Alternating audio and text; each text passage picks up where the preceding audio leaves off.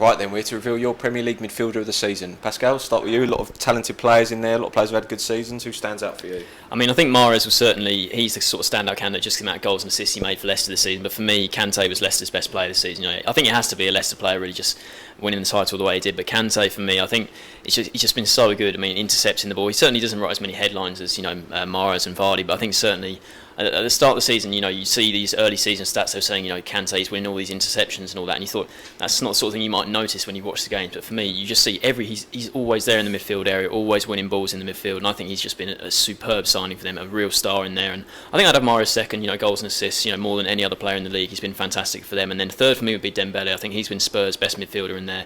In the past, I think certainly he hasn't really looked up for certain games. He can sort of drift in and out, but this season he's looked really driven, and you have to give Pochettino credit for that. And he's so hard to get off the ball in that midfield area, and I've been really impressed with him. Pascal's picking Kante and Mahrez up there as well. I know you're a fan of Kante. What have you made of his season? Yeah, definitely top two for me. I'd have Kante leading the way. He's just been, every time I've watched him, he's just always had a standout game. He's not just a Makelele figure, just breaking up play and giving the ball. That doesn't do him justice. He covers every single blade of grass. He's a box-to-box midfielder. He does a little bit of everything, and for someone so diminutive to be so dominant in the middle of the park, you don't really expect it from him. And what was he, 5 million I think he was. It's a fantastic signing for them. Mahrez, as Pascal said, writes more of the headlines because the goals and assists he gets, but he had a fantastic first half of the campaign when Leicester were free scoring and everything like that, but the second half of the campaign where it's been more defensive minded stuff from Leicester, where they've been grinding out 1-0 wins, he still come up with a few very important goals, and he certainly deserves to be. I'm not surprised to see him named the official player of the year. For me, I think he's tailed off a tiny bit towards the second half of the season, whereas Kante throughout the whole campaign has been superb. I think other players, the likes of Dele Alli, Dimitri Payet, they certainly deserve a mention. Payet, if he hadn't had that 3-month spell out or so through injury, I think West Ham would probably still be challenging for the Champions League. He's that important to the team, and obviously probably the best dead ball taker in maybe in world football at the moment. Some of those free kicks he can hit are fantastic. Ali, for him to at such a young age in his debut season to have come in and just become such a key player for club and country, fantastic achievement from him. And the same really applies for Eric Dyer. He's in a new position this season, played centre back last season, to come in as defensive midfield, and I think he's been, maybe aside from Kante, the most dominant defensive midfielder in the league. He's just so good in the middle of the park there, just at breaking up play. He is more of maybe a Makelele figure where he just breaks it up and then gives it to the more talented players going forward, but I think all of them deserve to be mentioned. It's not a surprise to see the list dominated by Leicester and Tottenham.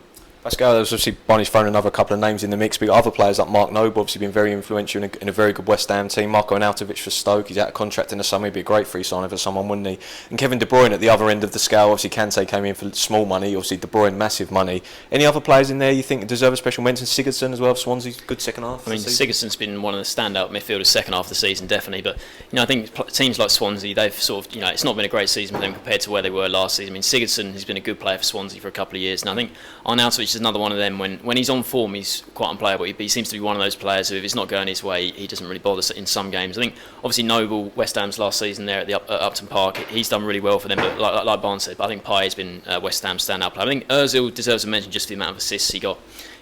First half of the season he had so many assists, well on course to break Thierry Henry's record of 20, but he's really tailed off second half of the season.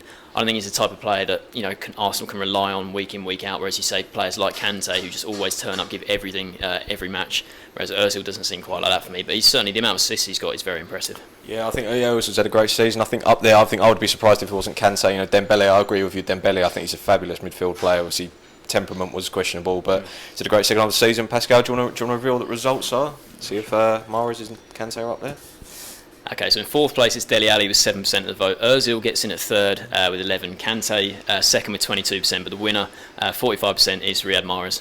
Riyad Mahrez, Barney, 23% more than Kante. Mahrez, surprising? Yeah, I am surprised to see it's such a big gap. I'm not surprised to see Mahrez win it, just because, as I mentioned earlier, he's grabbed more of the headlines than Kante. With the goals and assists, Kante does more of the unseen work. I'm surprised there's such a big difference. As I mentioned, I would have had Kante top there. I'm surprised to see Ozil up there as well. As Pascal said, his assists count is very impressive, especially the first half of the season. At the midway point of the campaign, you'd say he's definitely right up there among the midfielders of the season. But second half of the campaign, he's tailed off a bit, same as Arsenal, really. Top on New Year's Day, and then they were battling for the top four just to get in the Champions League, dropped out of the title race fairly quickly, and that's really mirrored Ozil's campaign. I think first half of the season they were very impressive, and then he's just tailed off a bit. So I'm surprised to see him in the top three, but Kante and Mahrez the right top two for me. I'm surprised to see such a big difference between them. Yeah, it's a big difference, isn't it? 45%, obviously down to Dele Alli as well, 7%. Quite surprised, I suppose, but obviously coming in from MK Dons, he's had a fantastic season as well. But Mahrez up there, Kante second. So your Premier League midfielder of the season is Riyad Mahrez.